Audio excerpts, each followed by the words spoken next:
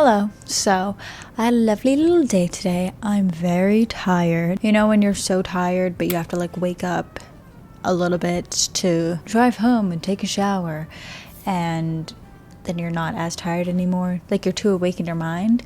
And plus, like I really just want to come home and read because I was at a family friend's babysitting, and Taxi, he wants to play. Haven't you played enough today, sir? What was I saying? Oh, I was reading after the children went to sleep. I was reading and I got really into it, and the parents startled me when they came home. Really wrapped up in this world and story. But I'm gonna read for a bit before I go to sleep. But yeah, today was really fun. I went to, I think the area was called Andersonville. I think it's what a sign that I passed by said, but I'm not sure where I was. You can look up where these places are. But I've had them saved on my Google Maps for a while, and there were actually a couple of other places that I wanted to stop by, like a used bookstore and like a goods store. Like in Korea, they call them prop shops, just like random things that to like fill your home, or like stationery, or like gifts for people. I think prop shop, that's a good word to encompass all those things, but you don't, like, what do you call them in America? Like gift shop, but like that's not, you know. But anyways, didn't go to a couple of places there because I felt like I should get back home to Rocky because he was here. Yeah, so I've been reading A Fading in Blood by Daniel L. Jensen. If you know my booktube history, if you've been here since way back when, or if you just have gone back and watched my old videos, ew, why are you doing that? I used to love Daniel L. Jensen's Malediction Trilogy. The first book is Stolen Songbird, and I really used to love that series so much. Like, I made a lot of videos about it, and I would always recommend that book if you wanted like a YA fantasy with some romance. Like, romance is like a main plot driver. And I reread it recently. Not really recently, it's been a few years now. What is time? But I still really enjoyed it because I originally read it when I was 16, so I figured, you know. And so I was going through a bunch of like my old favorites from my teenage years. I'm literally not even that far away from my teenage years, and I was rereading some of the old faves to see if, like, with my updated reading taste, a little more sophisticated, I don't know about that, if I would still like them as much as I did, and I did. I think part of it was like nostalgia and just remembering how much I really loved that story, but also for recognizing it for what it is and like for when it was written. I really enjoyed rereading it. I only reread the first book because I don't want to put myself through that pain again. But yeah, back in the day, I read those and I was really like in with the author.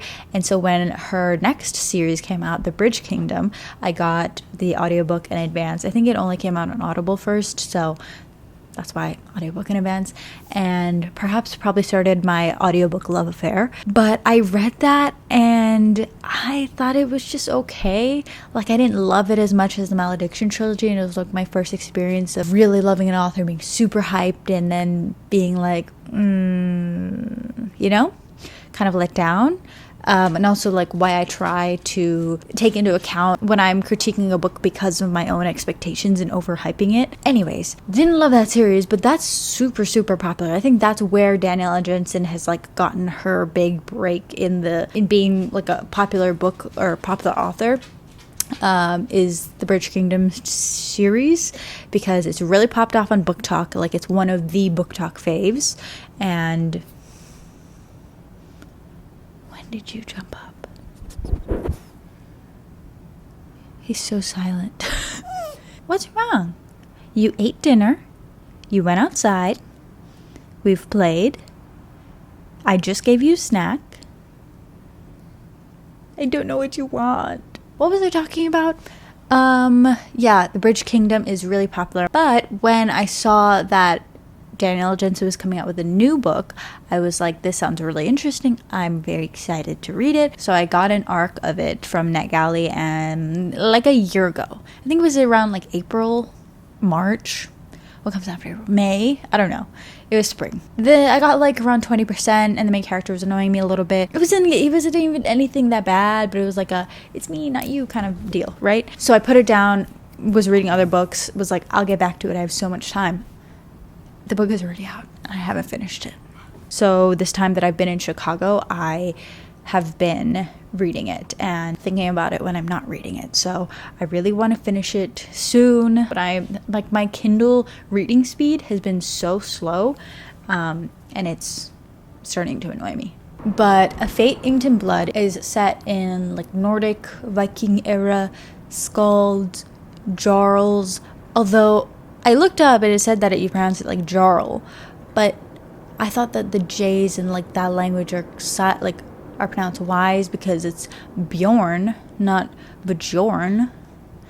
I'm confused, whatever. It's about our main character. She's part of a prophecy that basically says that she will be the one to unite this land under one king. She's like this foretold shield maiden, because in this world there are people with drops of God's blood, and so she has a God's blood, whatever. She's part of prophecy, blah, blah, blah. So this Jarl, like the leader of a clan, he's like, you're gonna do this for me, and so she has to marry him. But that's the first red herring. That's not the guy. It's his son.